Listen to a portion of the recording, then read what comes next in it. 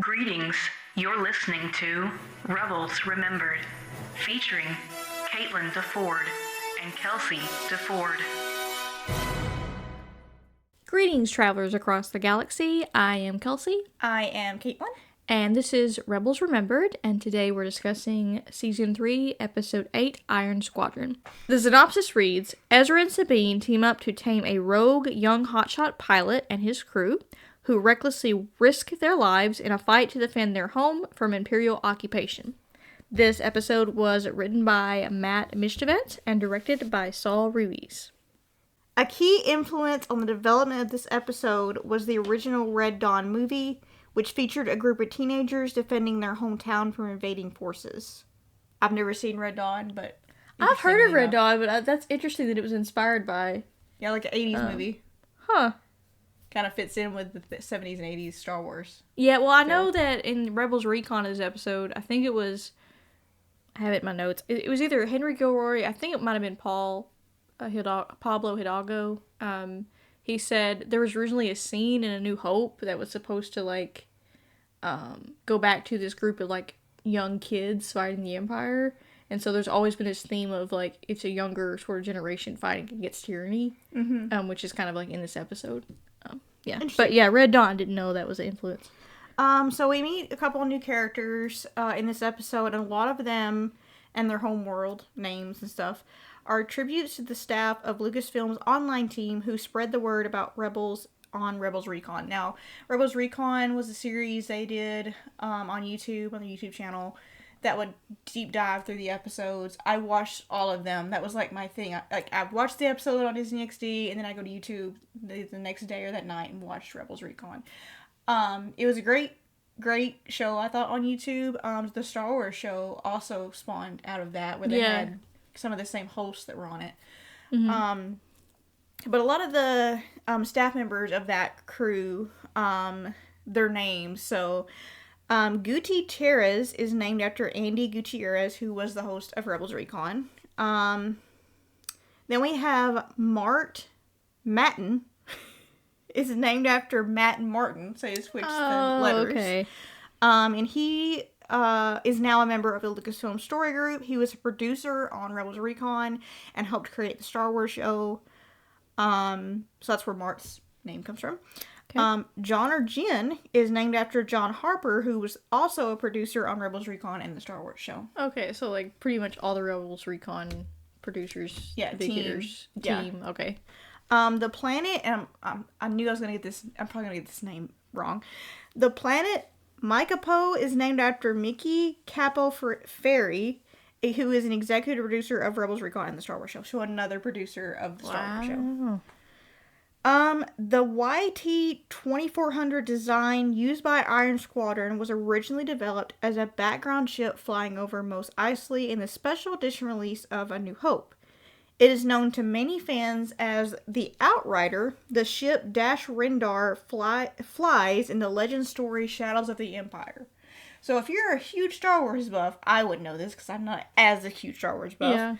A lot of fans recognize this ship design. And we'll get into it later over whether or not you may like this episode or not like this episode. There was a lot of division over the use of that ship as the Iron Squadron ship. Really? I didn't know that. On the internet that I noticed. We start this episode with the Ghost crew going to this planet, which I keep screwing the name up again.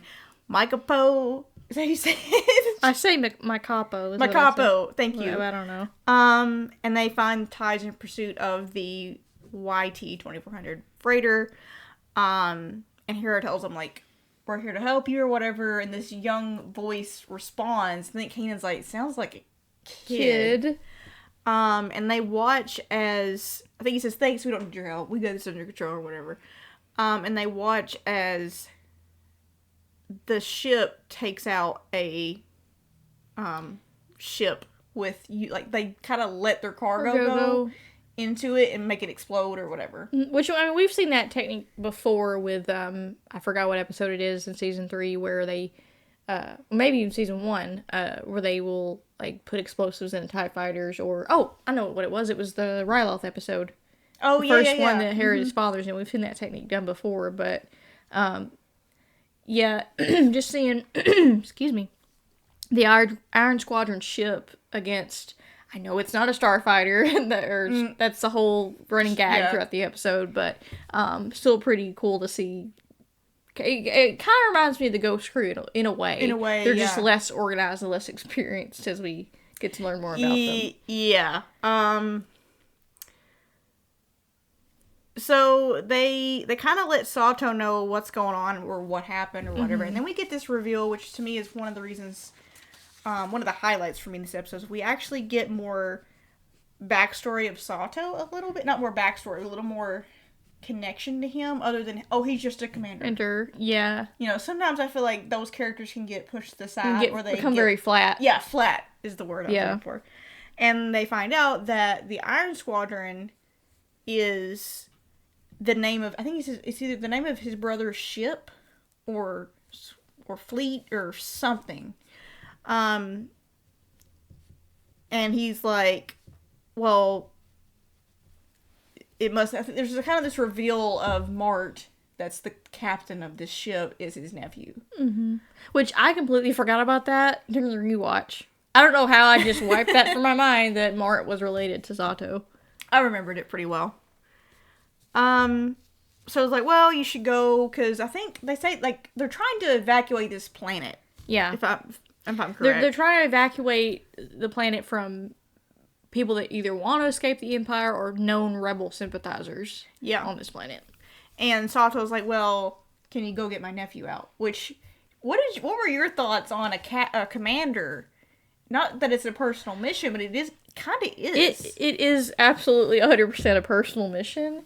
I'm not gonna lie, I struggled with it because, I mean, we've seen the crew take action before, like specifically the Ghost Crew and keeping their family together and rescuing. There's a lot of rescue episodes. Yeah, there is. But not to the extent that I might get hate for this, that it puts the entire fleet in jeopardy. Mm-hmm.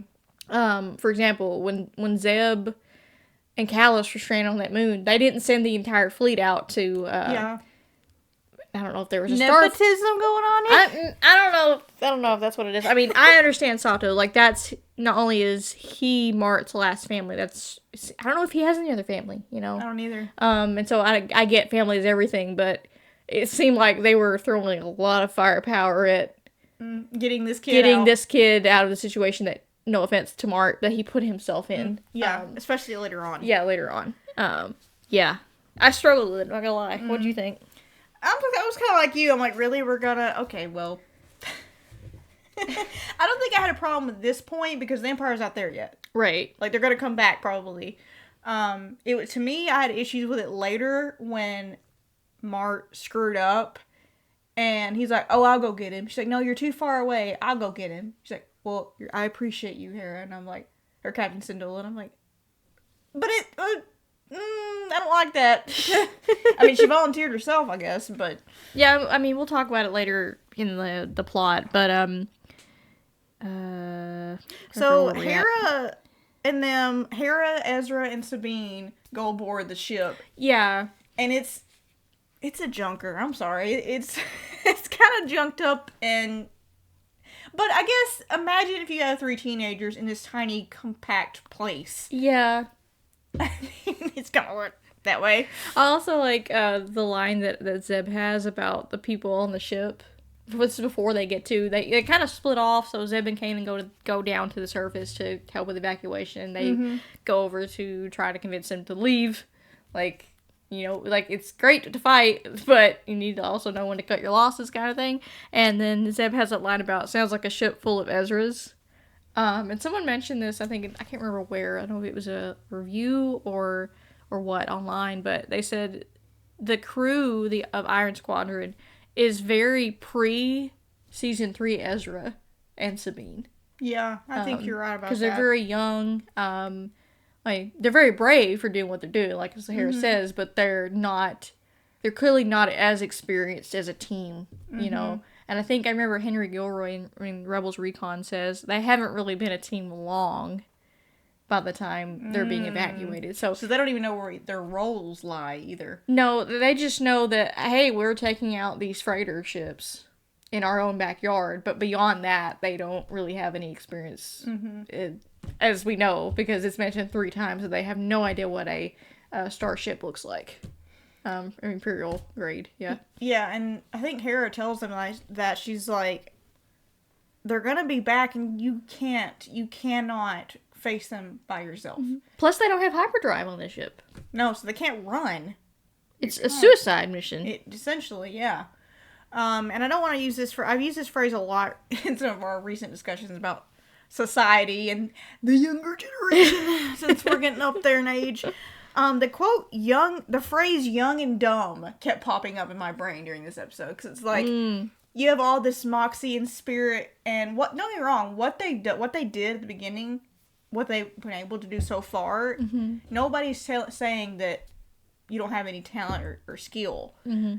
But that, like, kind of Sabine says, that was just a little ship. Or cruiser or something, yeah. Like, it's kind of like, it adds new meaning to, you have no idea what you're up against. And they don't. Yeah. Then we cut to Thrawn, who is being briefed on what's happening around this planet and everything. And they mention that they show, like, a little hologram of the ghost, which he is familiar with, or whatever. But I think it's kind of funny when they tell him about, well, this other ship took out this ship, and I think they're calling themselves the Iron Squadron, and you can tell, like, he doesn't really care about them. He's more interested in, no offense, I mean, that I could be looking at that wrong, but to me it looked like I'm more concerned about the ghost and their larger rebellion.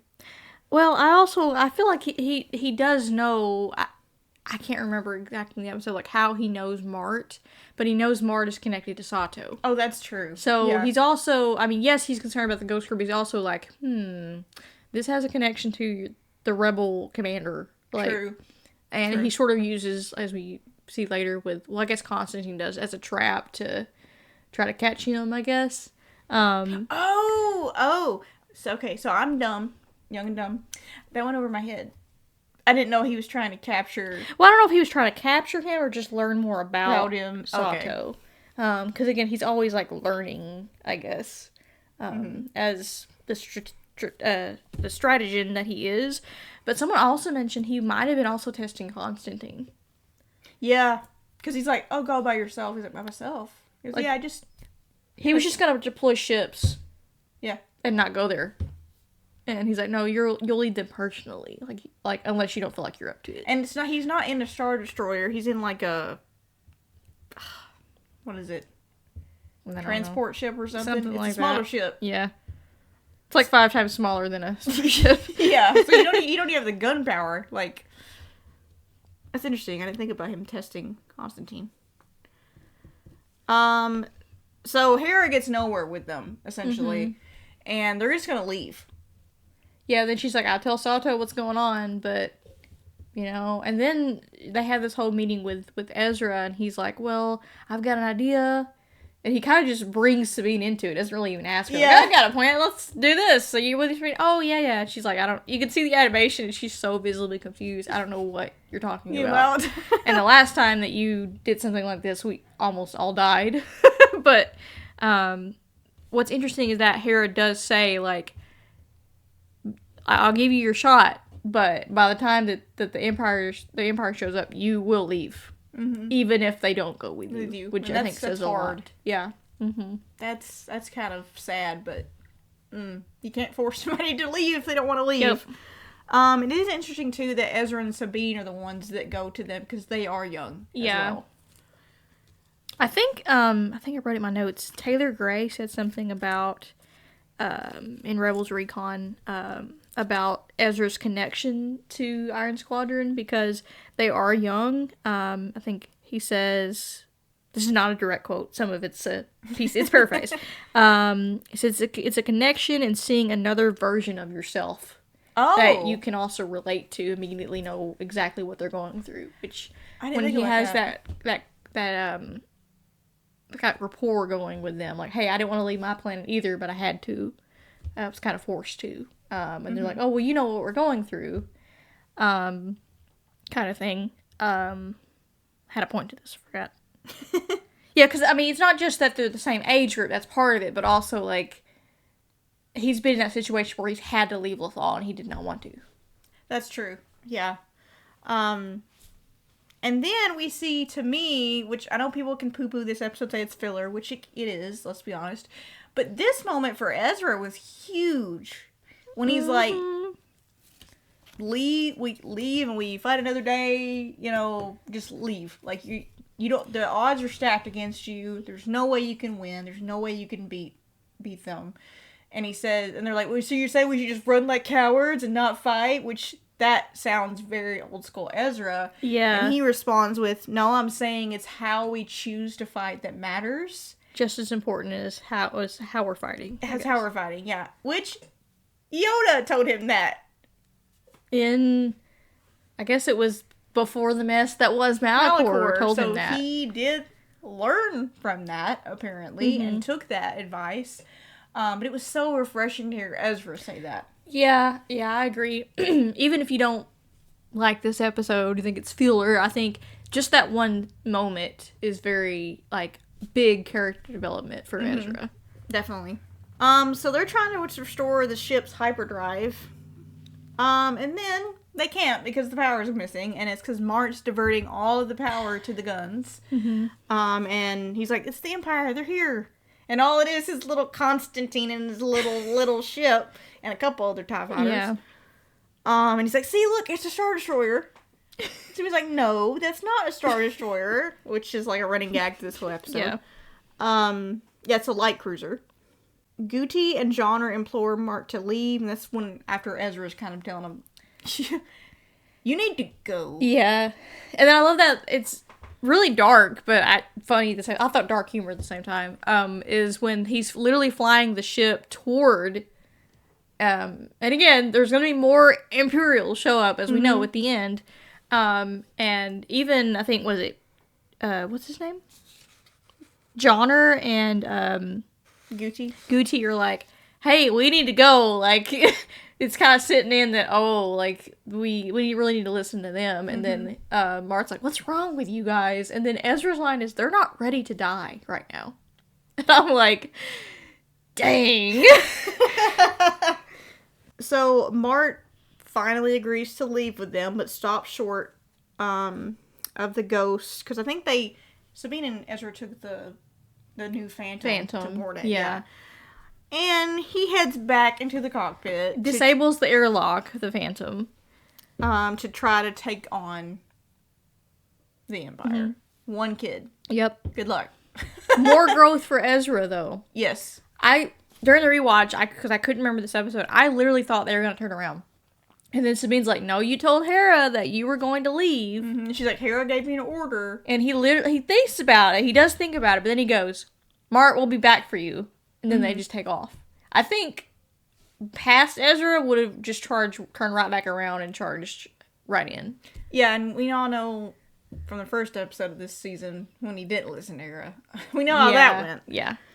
So he tries to take on the ship with the cargo, and obviously all they do is shoot it out of the way. It doesn't work.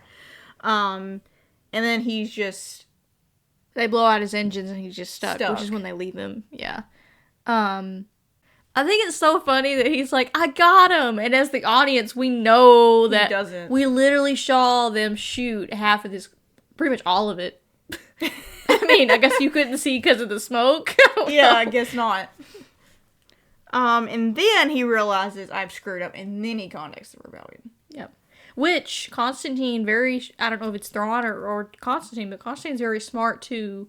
They don't just blow up Mart's ship with him in it. They literally let him send out a communication. Yep, they do. Because there's now a mine that they attach to Mart's ship.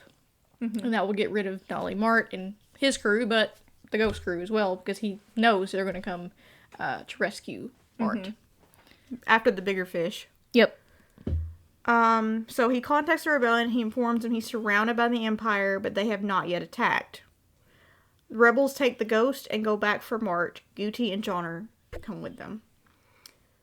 The Empire has attached a mine to Mart's ship. And Sabine orders Chopper and R3 to remove it and then reattach it to one of his cargo crates. This part I was starting to get a little bit confused because I wasn't sure what the plan was there. And I'm like, well, it's still technically on the ship, even though you put it on a cargo. Yeah, I was thinking too. It's like, oh, well, the cargo can detach, so that's when the wheels started turning. And it's like, oh, okay. I just like how Constantine and his, I don't know what you call that position, mind finder dude is like, I lost contact. Oh, I found it again. You guys didn't think that was suspicious? Can you not see the droids on top of... There's not any more ships around him. It's just Mart's ship. Yeah. How do you not see the droids that are sitting on top of the thing? Anyway. So, Hera's taking on, some of the ties and stuff like that. Also, Kanan is in the gunner. Dude is blind, my man. And he's shooting these... Okay. Even Hera's like, Kanan, take care of those ties for us. I'm like, dude is blind. And he's like, taking names. And Sato and Phoenix Squadron emerge from hyperspace, so now they have a lot more backup. They provide cover while the Ghost and Iron Squadron deliver the explosives. So have to get Mart out of there, obviously. Mm-hmm. And they, like you were saying, they use the cargo to explode on the... Yeah, they basically, I think, Johnner and Goody actually, I can't remember exactly, magnetically lock his freighter to the ghost crew, yeah. And then they fly over the ship, and then he lets go of the cargo that now has the mine on it, and it detonates. Mm-hmm. This part, though, is like when Thrawn arrives... I'm not gonna lie, I was so terrified. Because just the music, and again, how big that, it's been said through the whole episode, how big starships actually are. Like, yeah, I mean, that was very intimidating to see that just pop out of nowhere. Mm-hmm. And then he has this conversation with Sato. Yeah. Like, ooh. That was one of my favorite scenes in this episode. Yeah. I was like, oh no, oh my gosh, they talk to each other? I forgot about it too. So they retreat. Good call. Guti, Johnner, and Mart are reunited. Of course, Mart can't believe his friends came back for him. And before that, he reunites with Sato, which I thought was really sweet. Yeah. Sweet moment. And then... Did you think this was corny a little bit? This ending line? Was everyone doing the fish bump? Did you see Chopper hit R3 at the end? No, I didn't. So, I was watching that, and I was like, we're the Iron Squadron. Fist bump. And I was like, that's kind of corny. And then I just heard clank. Why did I hear a clank noise? Go back. What? We're the Iron Squadron. Fist bump, fist bump. You, in the background, you see Chopper just wheel over to R3. And they haven't been gotten along this whole time. Wheel over to R3, just go bump. I'm like, wait, what? Yeah, seriously, go back. You find it. I need to go back and see that. I was like, why did I hear a clank? Oh, it's Chopper being a butt again. What did you rate this episode? I gave it a 5. Me too. I gave it a 5. I did like I said, how we had more backstory on Sato. There was a lot of cool cinematography in this episode, I will say, though. Yeah. With, there's one shot where they come in to the front of the Iron Squadron ship, and it's like the way it's shot when they walk in. I don't know. I'll have to show it to you, but it looks really cool. I like the shot when it shows Mart it's from back here, the shots from behind his head. Mm-hmm. You see, like, the ship kind of flying. Mm-hmm. That part, I thought that shot was really cool. I also like the beginning. We finally get to see the Ghost crew back in action together. Yeah, we do. Fighting ties on... So that was very nostalgic, I guess, for, like, season 1 and 2, somewhat. And I literally wrote, I kept asking, why should we go back to rescue Mart, but Bigwig's nephew, LOL. That's literally what I wrote. Yeah. But I get it. Like I said, we've rescued people before. It's just, it's interesting that it's a commander's...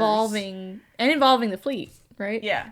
Because even when, like I said, going back to Zeb, Sato literally told Hera, hey, the Empire's about to show up, you need to get back. She's like, well, I'm going to do one more sweep. Now, the fleet's not anywhere near that. Like, the fleet's not in jeopardy at that point. But here, it's like, you bring out the big guns to... Yeah, and even Harris says you're too far away, so he made his entire fleet, and probably not entire Maybe fleet, not the entire fleet. I don't know how big their fleet is now. I'm getting my nephew. Yeah. I'd like to have an uncle like that. I know, we'll get into it, that this episode was very divisive in the fandom, for whatever reason. Yeah. And I mean, if you don't like it, if you hate this episode, you don't like it, that's fine. It's okay. But like, I think when I first watched it, I did not like it at all. This second time, though, I actually kind of enjoyed it. Like, it wasn't just terrible, you know? It was kind of interesting. But it is, I will say, it is not one you seek out. Yeah. Like, hey, I'm really excited. I'm gonna watch Iron Squadron. Yeah. You know? I don't have a name for this activity. Okay. So, could you think of a name for me? Internet Squadron. That actually could work. Internet Squadron. I like that. Okay. So, we've already discussed how, I'm not sure what our time limit is, but it's okay. How this episode was very divisive. Kind of like the Purgle episode was divisive. You have people that, like, for this episode that really, really hate it across the board. Mm-hmm. Some people that like it. Some people that's okay. I'm kind of in the middle. I don't hate it, but I don't just love it. You know what I mean? But I have here an old Reddit thread, and you can still find these on the internet. Oh, wow. From Star Wars Rebels. I'm going into Reddit, man. Yeah, Reddit. If you ever want to have a laugh, Reddit. This thread was posted 8 years ago, so this is when the episode aired. Oh, wow.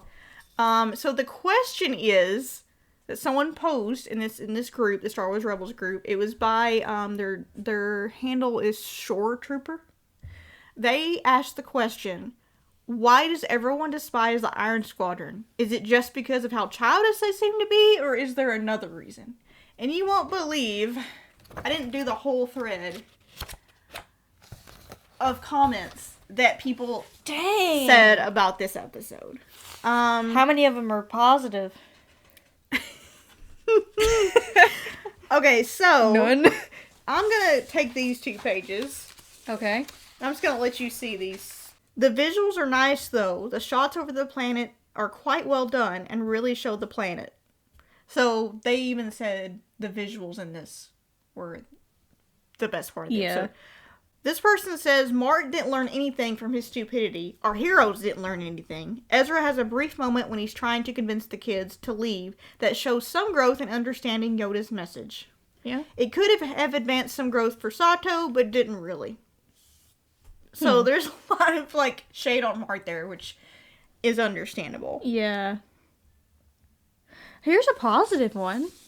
I guess it can be positive. It says, I don't know why people keep talking about how childish and inexperienced they are. I'm assuming they is Iron Squadron. That's the whole freaking point. The show never implied they were somehow expert pilots, fighters, or whatever. That is true. That's a good point. This one's kind of okay. So, this episode didn't have much going on story-wise. I won't even go as far as to call it filler. The Iron Squadron might very well show up again, and they tied Commander Sato into the story. But the whole episode, I love this comment, can be boiled down to, we killed a Star Destroyer. No, you didn't. We killed a Star Destroyer. No, you didn't. We can't kill a Star Destroyer. Okay, let's leave. I mean, there might be some validity to that. Oh my gosh. I have 2 that are related to the legacy of the YT2400 to 2400, I guess. I don't want to, like, diss on people's love of tech. Whatever you love Star Wars, that's great. Just the way it's connected to the rest of the comment, it says, this was a very boring filler episode. The kids were annoying little brats and contributing nothing. They ruined the legacy of the YT-2400. Yeah, that's what I read going, wait, this ship's important? And I'm like, now okay, first of all, this is pretty a hot take right now that we're talking about. These are just opinions on the internet. Yeah. Everybody has an opinion. Everyone's got one. I do want to, before I say what I was going to say, disclaimer. Yeah, disclaimer. For our podcast, I want it to be a very we are everyone's opinionated. Yeah. And I don't want anyone to feel like we're not validating these opinions. Because these are, if they are their opinions, they are their opinions. Yeah. If, you could use a lot less cuss words in them. Yeah. But if, I think if you hate something, that's your opinion. Yeah. Just try not to be visceral about it. You know what I'm saying? So I don't want to neglect these comments because whatever these people, or possibly trolls, or whatever, whoever wrote these, their opinions are valid because that's their opinion. This is another one that we've kind of talked about. So they wrote, "It's okay for the Ghost Crew to beat the Empire, otherwise there would be no story. But if a bunch of bratty kids with no experience in a single ship can take out trained military professionals like it's nothing, the Empire is really no threat. Rebels get some criticism for portraying Imperial crews incompetent, and Iron Squadron is the worst offender." So we talked about the incompetency of the Empire. Yeah, and how, I've talked about it multiple times, you can go back through the episodes if you want, how many times I've said, plot hole-wise, how incompetent is the Empire. But we also made points of Constantine's actually smart. Like, they're not dumb. I think it all goes back to the underestimation of the rebellion. The way this comment is laid out sounds like, the Iron Squadron took them out. Not really. It was the help of the Ghost Crew and the rebellion that helped them. Mm-hmm. Because had they not been able to take out the ties, because the Ghost Crew, that's what the Ghost Crew did. Mm-hmm. They took out the ties while they took care of whatever cruiser was there. There might be a different story to what happened, but yeah. I get it. I think that's a valid thing to talk about, like, how incompetent, how stupid are these people, essentially. Even Kanan, it becomes a joke, right? Like, Kanan in one episode says, "How does the Empire keep letting us steal their TIE fighters?" Like, what's up, Plot device, maybe. I don't know. Yeah, maybe. I don't like children standing a chance. This one right here. This is going to be divisive, I know. I don't like children standing a chance against Imperial forces unless they're Force users like Ezra.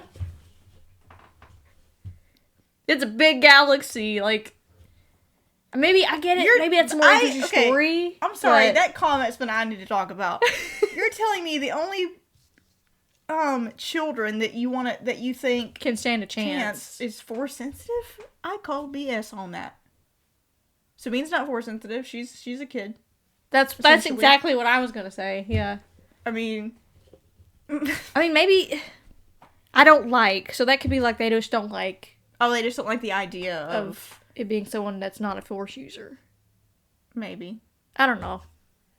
Like I said, these can be valid. I just don't like it when people are like just mean for no reason. Yeah. A lot of other comments I saw on the internet were like, "Oh, this is why this is a reminder that this is a TV Y7 show for children."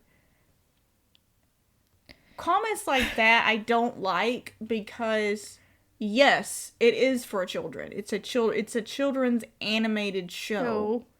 But I don't like to use the term "it is for children" because what are we doing talking about it? It's for everybody. Everybody, why?